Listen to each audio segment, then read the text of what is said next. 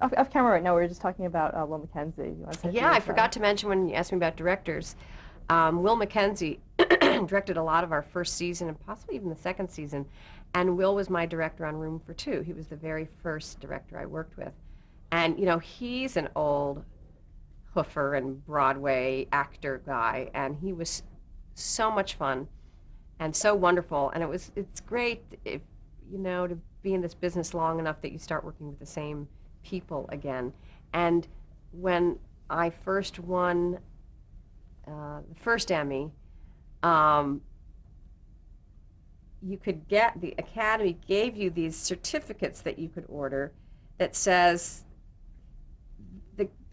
this award that I have won is due in part to this person, and you have their name on it, and you give it to them as a way of saying thank you for supporting me in this job or my career or whatever. So I had them made up for Phil and all the writers and Ray, and I also had one done for Will Mackenzie because he was such a he was right there at the beginning. I think I had one made up for Bill Esper too, actually.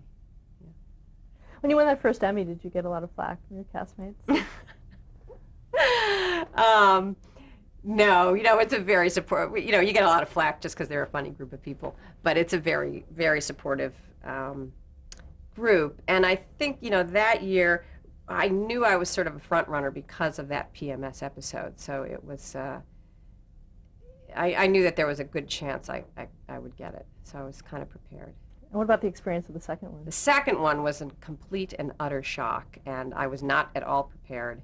And it was right after 9/11, and our whole cast was together in New York City on 9/11. So it was very emotional. And by the time they had to postpone the Emmys because of that. I think we ended up doing them end of November or something. And the soldiers had all been deployed to Afghanistan, and it was a very emotional time. And Ellen DeGeneres was the host that year too, and she did a marvelous job of making it appropriate and still funny and entertaining. I have great admiration for her abilities, and so that was really shocking, but wonderful, of course. When I think of how I used to live in New York and could never get a job and lived in like 8 different crappy apartments, and then finding yourself sitting at these awards shows and having people you've always admired come up to you and say, "Oh, I love your work on the show." It's just a dream come true, and it's like lightning in a bottle to get on a show like that and have that experience. So it was pretty wonderful. What do you think is the legacy of Everybody Loves Raymond? I hate to say, I almost think they too early were calling it a classic, but I actually think it really is a classic along the lines of Mary Tyler Moore Show or The Honeymooners. And in fact, what was really that second Emmy that I won, Mary Tyler Moore was the presenter. So that was really thrilling. Actually, the first one, Cher was the presenter. Who gets this kind of job? This is so great. Don't tell anyone, because too many people will want this job. So I think when I watched the show, and I was in it, and I did every episode at bar one. I was having a baby. And I watch them, and I'm able to completely watch it from a distance and look at it for what it is. I just see what a great, great, funny show it is, I think it really stands. And they were very careful when they were writing the show to never have cultural references in it that would date the show. So it really was always very about this family and not about a time period that we were living in, which I thought was a very smart thing to do with it, which I think also makes it a more classic comedy. I don't think we really talked about working with Ray Romano over those years. Ray was so great. First of all, when we were doing the pilot, I thought I was going to get fired because they kept giving me note after note after note of do it this way, do it that way, we need more this, we need less that. I'm thinking, give that guy notes, man. I'm the actor. You make him do something. Um, and um, and I have to say, he really is such a generous person. He was really good as an actor. I was very impressed at his ability to no stiffness at all. You know, to come from stand up. A lot of guys can't really make the transition. He really was able to make it, and I don't think you would have pulled him out if you were just watching the show as saying, "Oh, that guy came from stand-up, and everybody else is from theater, from film." You can't see it. There's no difference. It was very seamless. So, you know, kudos to him for that, because there's a lot of stand-ups who can't do that. And he's just a really nice guy, and very, very humble, and very shy, except when he wants to give other actors a note, which I think because he's not from theater, you know, he didn't really understand that that isn't theater etiquette, that if the director gives you notes, your fellow actors just have to shut up unless you ask them for a suggestion. But Ray never waited to be asked. He always, because it's different in stand-up. People help you kind of, you know, shape and craft your your set or whatever your fellow comedians do. So I always used to give him stick about, like, just, you know, back off, Mr. Stand-Up. I know what I'm doing. You know, I'll ask you when I need help. But it was always in jest, and I used to really take the mickey out of him a lot, which was sort of, you know, my way of telling him that I love him, was just by abusing him on a daily basis. And he understood it because his wife does the same thing. I think, you know, the character is definitely more Anna Romano than it is Patricia Heaton. And I fell very easily into that role. So he got abuse at work and he got abuse at home. Let's talk a little about your post-Raymond experiences. I guess you did as Albertson's spokesperson. That was during Raymond when you started. It started the last year or two of Raymond, yeah. Talk a little about that. How long have you been doing it? We finished. We're done with that. I think we did 3 years. Seems like really sad, isn't it, to go from the #1 sitcom to grocery store spokesperson.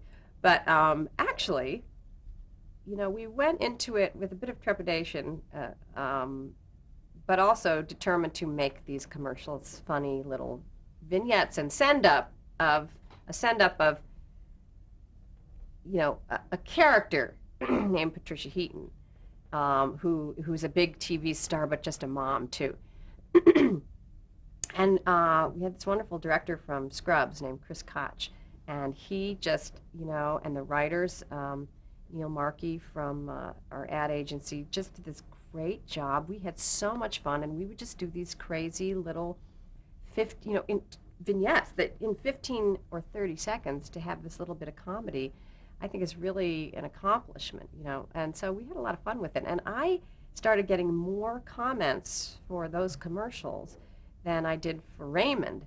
In fact, one time I was in New York walking down Broadway with some theater producers who I was trying to impress, trying to, you know, get a theater gig going. And some women came up to me and said, excuse me, Patricia. And I thought to myself, oh, this is great because they're going to say how wonderful an actress I am. And these producers are right here and they're going to see. And they said, your Albertsons commercials are fabulous. I just wanted to turtle, you know, I was like, ugh. But, you know, they were really fun to do. Talk about some of the other projects that you did after Raymond. I did, you know, I haven't really done that much. Oh, wait, no, my husband and I produced and acted in a wonderful romantic comedy for TNT called The Engagement Ring, which we developed, which was beautiful and funny and wonderful. It's a thing I'm so proud of because we developed the script and produced it and helped finance some of it, and so it was really a marvelous experience. I mean, it was really hard work, but that was a wonderful romantic comedy, pure entertainment, you know, just flat out fun romance. And then I did a very small part in a miniseries called The Path to 9/11. And I jumped at doing that, even though it was originally it was 2 scenes and then it was cut down to one. But I jumped at doing it because I got to act with Harvey Keitel. And, I mean, when is someone who plays a mom on a sitcom ever going to get asked to work with Harvey Keitel? So I was just thrilled. Plus, my character in it, Barbara Bodine, got to yell at him and push him around and stuff. So I just thought, oh, I can't wait. And it was so much fun. And he was such a gentleman and such a pro. And it was just, and we did it in one day. And it was a great experience. What are your current projects? Well, my husband and I produced a movie with Terrence Malick and Ed Pressman and Walden Media called Amazing Grace, which is about the life of William Wilberforce, and that's coming out February '07. And then we have a documentary that my husband directed, David Hunt, my husband, called The Bituminous Coal Queens of Pennsylvania, and that's going to be for sale in December in stores. And that's about it's a wonderful homage to small town America. It's about a small little talent beauty pageant in a coal mining town in Carmichael, Pennsylvania. And then I'm going to New York to do a play with Second Stage called The Scene by Teresa Rebeck, who's a wonderful writer. And the actor Tony Shalhoub and myself are playing husband and wife in it. And it's a wonderful kind of brutal comedy. So I'm looking forward to doing that. Well, when will that be starting? We preview like December 22nd. We open January 11th and close February 11th. And then they hope to move it to Broadway. So we'll see. I don't know if I'll be available for that or if it'll happen or whatever, but it's just a great project. And so I'm really excited actually to do some theater. It's the closest to doing sitcom stuff. I did a pilot for ABC that didn't get picked up. Nobody picked up any, as I said, any multi-camera shows this past year. So I'm waiting for that to come back around so I can do another one of those. And your company's name is Four Boys Films. Yes, it's Four Boys because we have 4 boys. And, I think part of our mission statement is to kind of leave a legacy for them of movies and TV shows that they can watch and be proud of, and that has a message with some, sense of redemptive quality or hopeful quality in it. So, and maybe they'll end up running the company themselves one day. What do you think in your career so far has been your proudest achievement? I guess it would have to be Everybody Loves Raymond. And I'd like to do more things like The Engagement Ring just because I like the developing, producing aspect of this business. I like to bring creative elements together and see how they work, whether I'm a part of that or not, So I'm not that wedded to having to be in front of the camera all the time. I love great writing. I love great scripts. And I always see things visually in my head, so I'm really interested in actually trying to make those things happen, And it's been quite an adjustment after 9 years of having a regular schedule, which is very unusual for an actor, to kind of be at sea and think, gee, what do I want to do next? Especially coming from a show that had that much of an impact. You can't compete with that, so what do you do? And that's a big question. I think it's a big question for Ray and Brad and Doris and Peter, all of us, I think everybody goes through that with Seinfeld and Friends, and everybody who are on big hit shows is, what do you do next? So, we're all kind of finding our way, and it's quite an adjustment. It was kind of a relief to be done at first, but weird, and now I've kind of settled into a rhythm with my family, and it's hard to think about doing a job that if you don't really love it. I mean, the thing about Raymond was it was a joy to go to work every day, and every episode I felt proud of and was excited to work on. How do you go to something every day that's less than that? So it's going to be hard, and I'm not sure what that next experience is going to be. So we'll see. Stay tuned. What advice would you give to an aspiring actress today? Wow. I think the thing I like to say to actors in general is try to create your own work. The business is really changing, and television is really changing because of the internet and DVDs, and the way product is being delivered is changing all over the place. So everything is up for grabs, and nobody's safe anymore, and I don't know, nobody knows where it's going, and it seems a little tough right now. People are being laid off. They're doing more reality shows and less scripted things, and cutting back on money and all this kind of stuff. So it's a kind of a scary but exciting time to see what's going on. The only thing an actor can do is try to control as much as you can. So I think you need to try to create product for yourself. Either get together with your actor friends and write stuff and film it, or produce it and put it on stage, create characters, and use everything like YouTube and MySpace and all these things that are coming in. Use that to put your product out there and to put yourself out there. I think that so many people that you see who are working today have been very inventive about that. And I just think that, you know, you don't want to get to be 50 or 60 and still be holding your hat out and for a job and sitting in a waiting room with 15 other actors.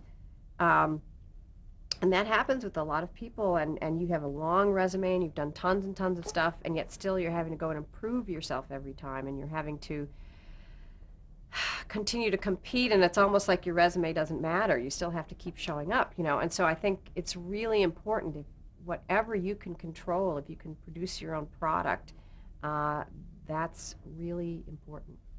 That's great advice. Yeah. Well, thank you so much for sharing your Okay, story with yeah, us. it was nice. It was really fun, and hopefully I'll do something else and come back and we'll talk again. Absolutely. Yeah. Okay. Good.